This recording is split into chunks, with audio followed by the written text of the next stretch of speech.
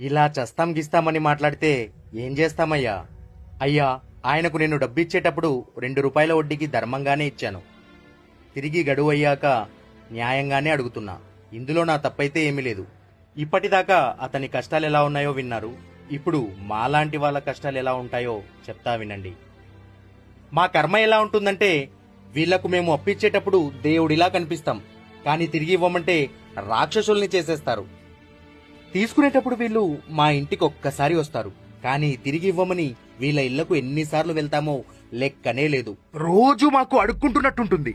చిరాకు వచ్చి కోపంతో ఒక మాట అరిస్తే మాకెన్ని బిరుదులో నీచుడని, నికృష్టుడని, జాలిదయ లేనివాడని ఇరుగు పొరుగు వారికి చెబుతూ ఈ సమాజం దృష్టిలో మమ్మల్ని చెడ్డోలుగా చేస్తారు, చెడ్డోడిగా ముద్రిస్తారు.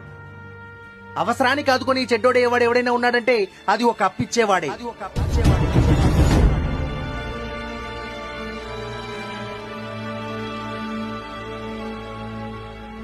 ధనం మూలం మిగత్ జగత్ అంటారు. అందుకే నేను బల్ల గుద్ది చెప్తున్నా, అప్పిచ్చేవాడు వైద్యుడితో సమానం. ఎందుకంటే ఎప్పుడు ఎవరికి ఏ అవసరం వస్తుందో తెలియదు.